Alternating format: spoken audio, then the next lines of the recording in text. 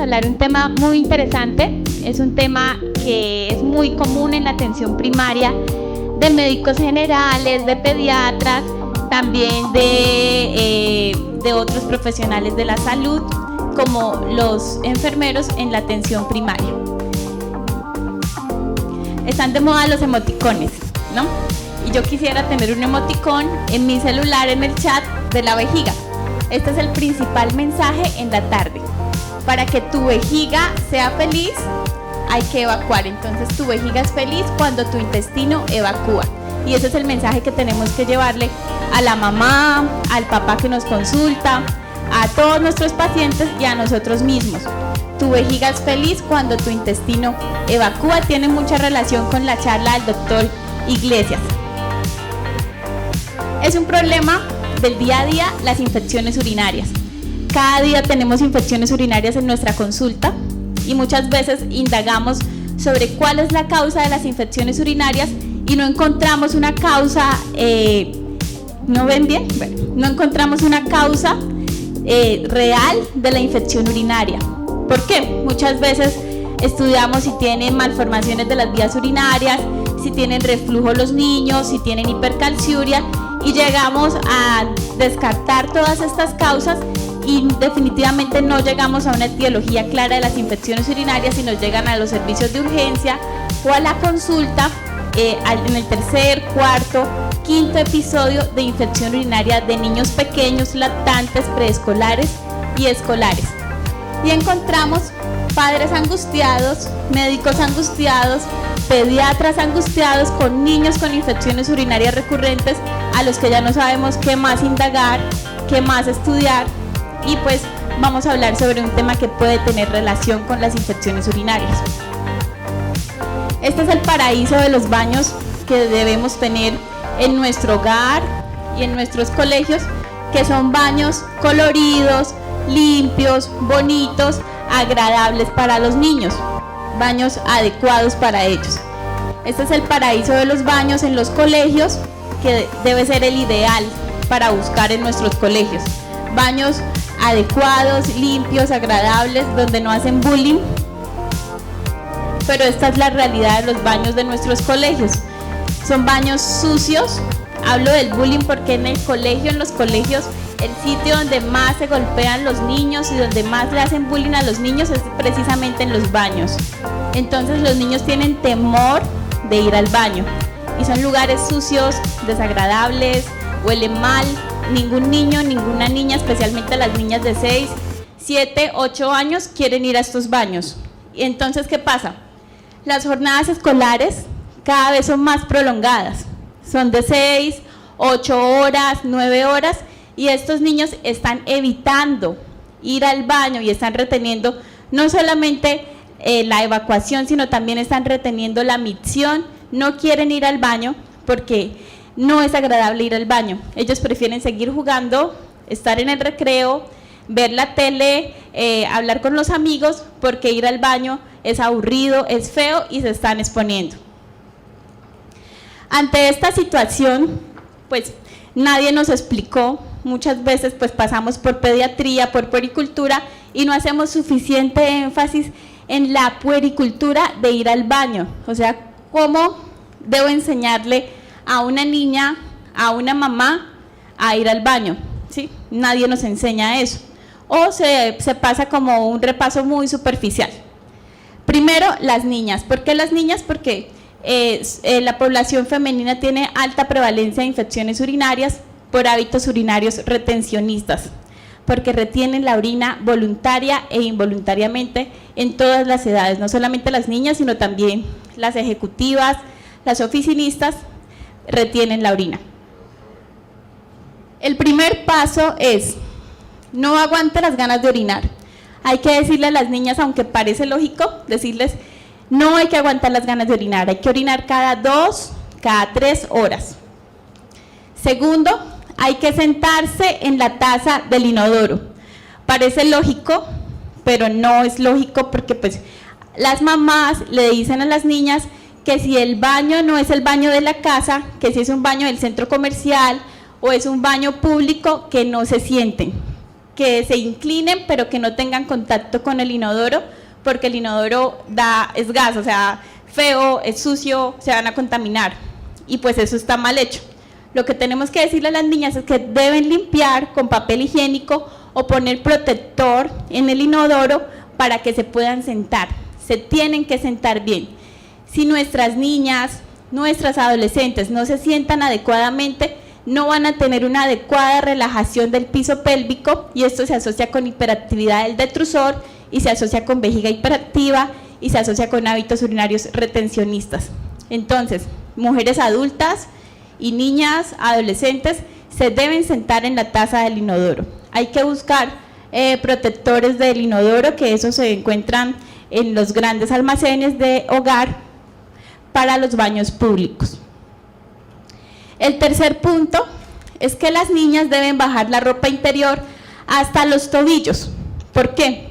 Las niñas van a orinar de afán, de prisa, porque orinar, recuerden que no es chévere, no les gusta. Entonces van y no bajan la ropa interior hasta los tobillos, sino los dejan a mitad de pierna, y esto hace que no puedan separar bien sus rodillas, y se asocia también a hiperactividad del detrusor y a no relajación del piso pélvico. Entonces, hay que bajar la ropa interior hasta los tobillos. Y el cuarto punto es que las niñas y adolescentes deben orinar sin prisa, sin afán. ¿Qué quiere decir? La niña está jugando, está viendo la tele, está jugando, está haciendo la tarea y se acordó que tiene que ir al baño porque la mamá le dijo. Va al baño, pero ella no quiere perderse el programa de televisión Peppa Pig o la princesa Sofía, no se quiere perder la película o no quiere perderse lo que está haciendo, el juego. Va rápido al baño, demora menos de lo que debe tardar una micción normal, y entonces no vacía la vejiga. Queda ese residuo vesical, y ese residuo vesical funciona como un caldo de cultivo para las bacterias. Entonces se crean infecciones urinarias por este mecanismo. Esto es muy importante, lo que mencionaba el doctor Iglesias, y es que los baños de las casas y de los colegios deben tener un soporte para los pies. Esto permite mejorar la relajación del piso pélvico hasta en un 94% y disminuye el residuo posmiccional. Sobre la definición de la disfunción intestino-vejiga, es lo que antes, en los años 90 y a inicios de los 2000, se conocía como DES o micción disfuncional. Sin embargo, el año pasado, los profesionales de incontinencia infantil se reunieron y explican que estos términos no son adecuados porque implican patología. Y probablemente estos niños no están enfermos, no tienen vejiga neurogénica ni alteraciones neurogénicas que expliquen la incontinencia urinaria o que expliquen la retención urinaria. Simplemente son hábitos miccionales inadecuados. Como no están enfermos, no se debe evitar o se debe desechar el término de DES o de síndrome de Heeman porque connotan anormalidad. Por lo que el término que debemos utilizar es el de disfunción intestino-vejiga, con las siglas en inglés BBD o BBD, es el que mejor explica la disfunción paralela del intestino y de la vejiga. Las manifestaciones clínicas tienen que ver mucho también con el estreñimiento, porque muy probablemente estos niños también retienen la evacuación, entonces son niños estreñidos y con hábitos urinarios retencionistas que pueden tener pérdidas fecales en su ropa interior, que hacen poses cuando tienen ganas de orinar para retener la orina, y los japoneses han descrito, por ejemplo, poses como la maniobra de inclinación de bíceps, que en la realeza japonesa, para hacerle reverencia a la realeza, se inclinan, cruzan las piernas y se inclinan. Entonces esta es una maniobra que ellos aportan. Aquí es importante tener en cuenta que la disfunción del tracto urinario inferior se asocia con disfunción intestinal funcional, y esto se asocia a infecciones urinarias recurrentes. Cuando tengo infecciones urinarias recurrentes es importante diferenciar si son infecciones urinarias altas o bajas. Las infecciones urinarias altas tienen mayor repercusión. a largo plazo, porque se asocian a cicatrices renales en el parénquima renal, se asocian esas cicatrices a hipertensión arterial y a enfermedad renal crónica. Es decir, puedo tener niños que en el futuro puedan requerir un trasplante renal por estos problemas, porque tienen infecciones urinarias recurrentes que crean áreas de hipocaptación en el parénquima renal, y esto lleva a una enfermedad renal crónica a largo plazo. Estas infecciones urinarias recurrentes hacen que sea necesario en nuestro medio descartar el reflujo vesíco-ureteral. ¿Por qué digo en nuestro medio? Porque si somos súper estrictos con las guías NICE, que son las guías del Reino Unido, y somos muy estrictos con las guías de la Academia Americana de Pediatría en Estados Unidos, y seguimos todas las normas de esas guías, no diagnosticaríamos ni la mitad de los reflujos que nosotros diagnosticamos. ¿Qué quiere decir eso? Es que esas guías están diseñadas para esa población. Es una población especial, una población de primer mundo. Nosotros no somos de primer mundo, nosotros somos de tercer mundo, donde no hay controles prenatales adecuados, donde no tenemos ecografías prenatales que diagnostiquen la hidronefrosis, donde hacemos diagnósticos muy tardíos de enfermedad renal crónica y de reflujo. Entonces esas guías se quedan para la población del primer mundo. Nosotros no podemos perder la oportunidad de diagnosticar a estos niños con reflujo vesicoureteral a tiempo. Si ustedes ven población pobre aquí en Colombia, si ven niños de vereda, de campo, niños de pueblo, y les llega a su consulta, posiblemente sea la única oportunidad que tenga este niño de hacer un diagnóstico oportuno de reflujo. Por lo que esas guías nos pueden limitar un poco. Tenemos que adaptarnos a nosotros, a nuestro medio. Si llega un niño de esos al consultorio, hay que aprovechar y hacerle el estudio completo, especialmente si ya ha tenido una pielonefritis. Esta es una gamografía renal donde muestra pues los diferentes tipos de áreas de hipocaptación, de cicatrices renales, que son las que se asocian a enfermedad renal crónica. ¿Qué pasa? Si yo tengo un niño con pielonefritis, sí o sí, mínimo, debe tener una ecografía renal. Si no tiene una ecografía renal, yo no sé si ese niño es monorreno, si tiene hidronefrosis, si tiene un riñón ectópico, pues yo no voy a tener ni idea de eso y se nos va a pasar una cantidad de alteraciones anatómicas. Entonces, el primer paso ante una infección urinaria es tener una ecografía renal como mínimo. Si la infección urinaria ha sido una infección urinaria alta, es decir, una pielonefritis, hay que hacer una gamografía.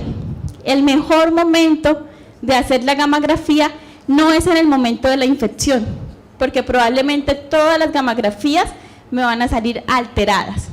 Entonces, no hay que mandar gamografías de rutina para los niños con pielonefritis en el momento de la hospitalización.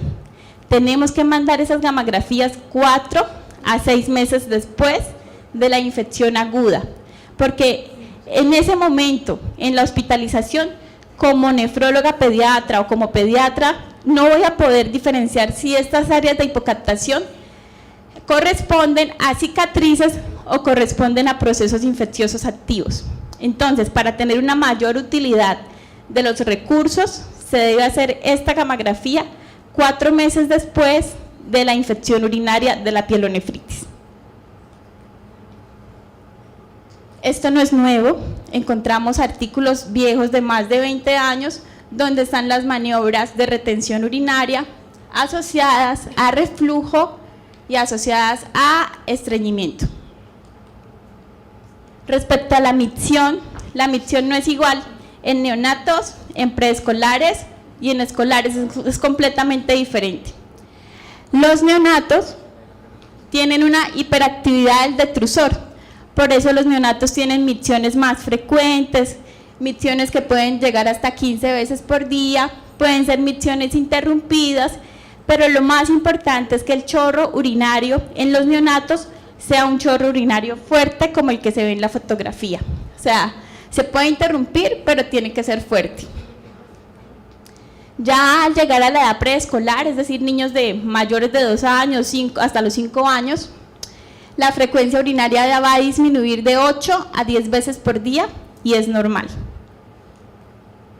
Y ya los escolares van a tener una frecuencia miccional de 4 a 6 veces al día. Ya tienen una vejiga más madura. Entonces, si yo tengo un preescolar o un escolar que va a orinar 15 veces al día, pues está mal porque ya tiene hiperactividad del detrusor. Tengo que tratar esta hiperactividad. Hay factores asociados a alteración vesical. ¿Cuáles son? La ansiedad y los síntomas de depresión en los niños se pueden manifestar por retención urinaria. También en casos tristes pues, de abuso sexual, los niños pueden tener miedo a ir al baño, a orinar. Y en algunos casos por déficit de atención e hiperactividad. ¿Qué pasa con los niños hiperactivos o los niños con déficit de atención? Tienen el deseo de ir al baño, van al baño, se dirigen hacia el inodoro y en el camino se encuentran una mariposa o ven el televisor o ven un juguete, se distraen y ellos pues no van a terminar la acción de ir al baño. Entonces van a terminar siendo retencionistas por su misma distracción. Son tan distraídos que no terminan las tareas, ni siquiera las tareas tan sencillas como ir al baño. Destacar en la historia clínica cuáles antecedentes son como más importantes. Recordemos la prematurez. Los niños prematuros de por sí ya tienen mucho factor de riesgo para enfermedad renal crónica porque nacen con menos glomérulos. Entonces su población de glomérulos es inferior. Esto hace que si es prematuro y ha tenido infección urinaria, pues yo tengo más justificación para hacerle todos los estudios. Hay que ver las ecografías prenatales de la mamá, porque probablemente esa señora tiene ecografías donde ya se detectaba la hidronefrosis prenatalmente. Hay que preguntar sobre el entrenamiento para ir al baño, porque están entrenando a los niños muy temprano. Antes de los 20 meses los entrenan como animalitos de circo. Entonces, para ir al baño, a miccionar, a orinar, los niños tienen que tener cierta madurez y tienen que tener un desarrollo del sistema nervioso central que no se consigue antes de los 20 meses. Entonces puede que ustedes tengan pacientes que antes de los 20 meses avisan para ir al baño, pero no lo hacen con el raciocinio ni la madurez adecuada, lo hacen como animales de circo y esto provoca disfunción vesical a largo plazo.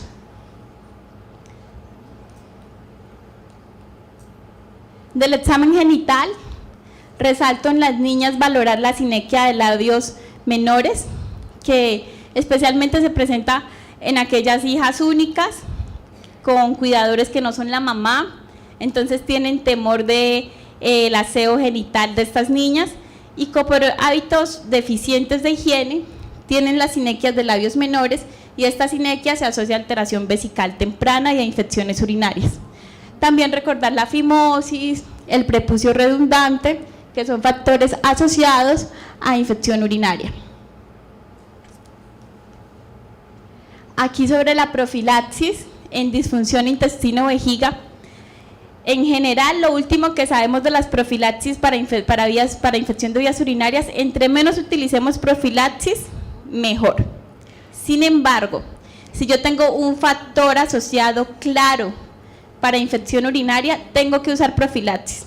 Y si ese factor es el estreñimiento, tengo que corregir el estreñimiento, pero mientras yo corrijo el estreñimiento, tengo que usar la profilaxis. Idealmente usted como médico de atención primaria, como pediatra, como médico general, no debe gastar más de 3 meses corrigiendo un estreñimiento o una alteración miccional, para que la profilaxis no sea muy prolongada. Ahora bien, hay alternativas, podemos usar arándanos. Sin embargo, la dosis de arándanos no está unificada en los estudios.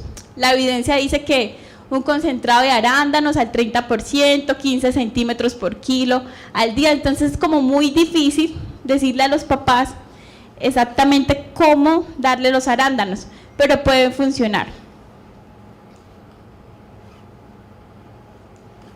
Aquí pues tenemos un diario miccional, que es una alternativa importante en el tratamiento, una herramienta que pueden utilizar los papás y los niños para tener mayor información en la consulta.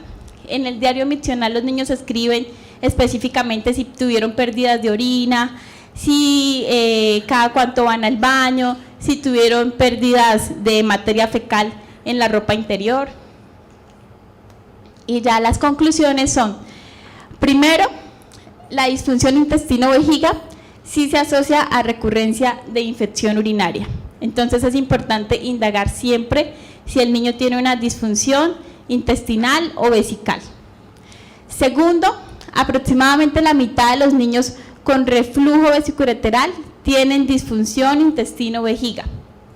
Y tercero, tratar esta disfunción puede disminuir la morbilidad, o sea, va a disminuir los episodios de infección urinaria y también disminuye las secuelas asociadas a enfermedad renal crónica, a hipertensión y a disminución pues, de la filtración glomerular progresiva. Eso es todo, muchas gracias.